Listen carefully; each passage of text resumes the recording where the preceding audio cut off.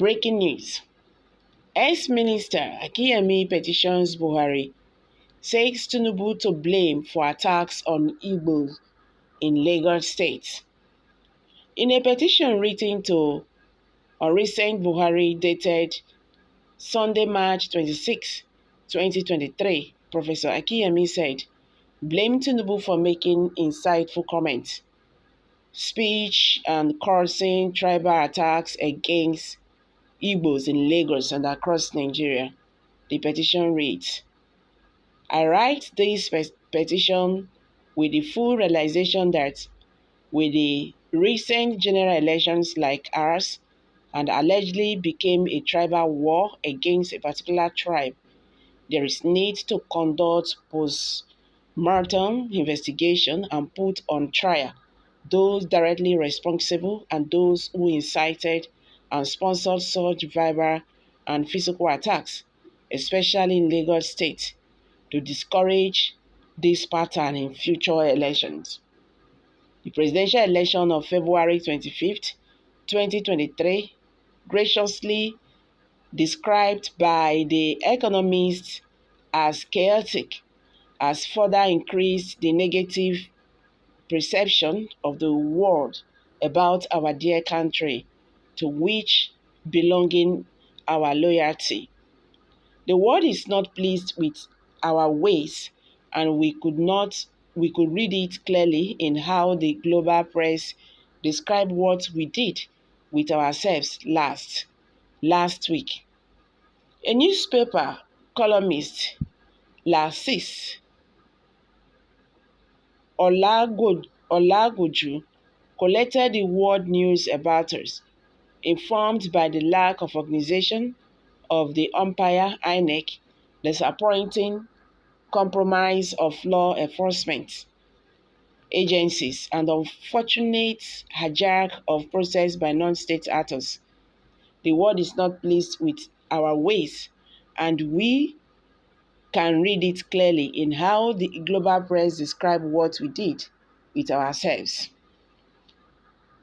The Guardian of UK described the winner as an eminently wealthy, powerful broker trailed by corruption allegations, which he denies. The New York Times described him as a decisive figure in Nigeria politics. Robert Rothberg, founding director of the Harvard Kennedy School's program on interstate conflicts, wrote an opinion for Canada's influential Global and Mail. Its headline, Bola Tinubu's election is another triumph for Nigeria's corrupt old guard.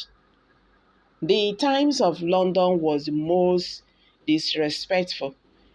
It used his very bad phrase, a wealthy, necrotic godfather of politics, to describe the person who will replace our very clean president, Buhari, on May 29, 2023.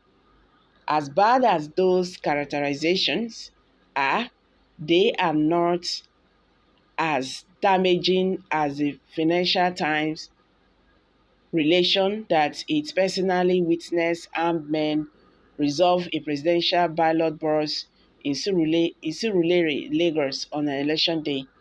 The CNN last Friday played back a part of Bola Tinubu's acceptance speech where he described what he got as a serious mandate. A CNN anchor then asked if it was really a mandate with less than 10% of the registered votes behind it. He must be wondering what kind of people these are. The CNN and that anchor was not the only ones bemused by our electoral culture, our elections, and their outcomes. One Germany's largest newspapers had unflattering words for the winner. It also queried the legitimacy of a mandate that was spent by 90% of the voting population. Al Jazeera ran a special report on how the election was disrupted in Lagos The headline is How Violence Robs Nigerians of Their Votes. The Washington Post quoted Matthew Page, associate fellow with Chatham House African Program, as accusing INEC of making both deliberate and international mistakes.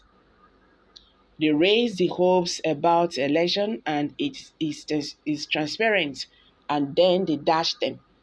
When the opposition says the process was broken, it is hard to argue with them. Foreign election observers from the U.S.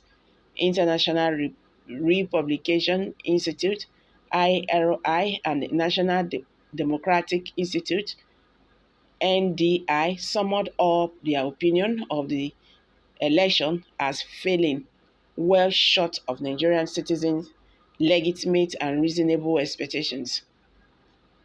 Lagujo went further. I have spent the past 5 days reading informed commentaries and listening to credible voices. I have not seen, read, nor heard a single positive review of the election in any credible media in any country of the world. I have been around long enough to conclude that Tinubu's 2023 mandate is revealed in content, texture, and review probably only by Shehu Shagari's verdict 83 mandate. This was the justification for military intervention that brought you into power as military head of state. Sir, if you do not want the military back to power anytime soon, you have to respond to the yearning of the 90% majority disenfranchised who are not captured within the less than 10% voters INEC claim voted for Asiwaju Bola Ahmed Tinubu. A rerun of election will save your integrity as our president and help repair our badly damaged image as a nation.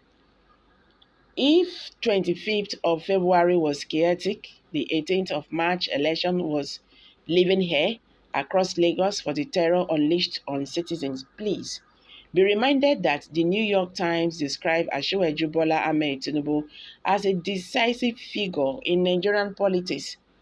Are they privy to the intelligence that your office is not? I doubt it, sir.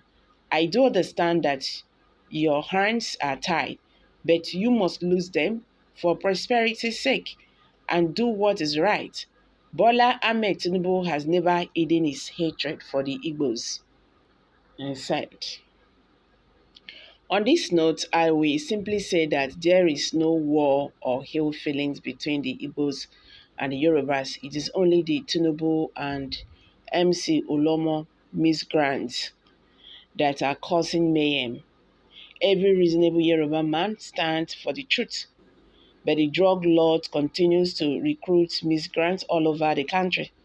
It is not just in Lagos. He's using the brain-dead, glorified Amajiris like the governor of Kaduna,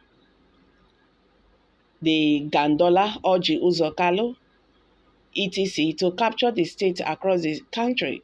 Orji Uzokalo was demonstrated the same criminality of Emiloko looking for his personal interest of becoming Senate president.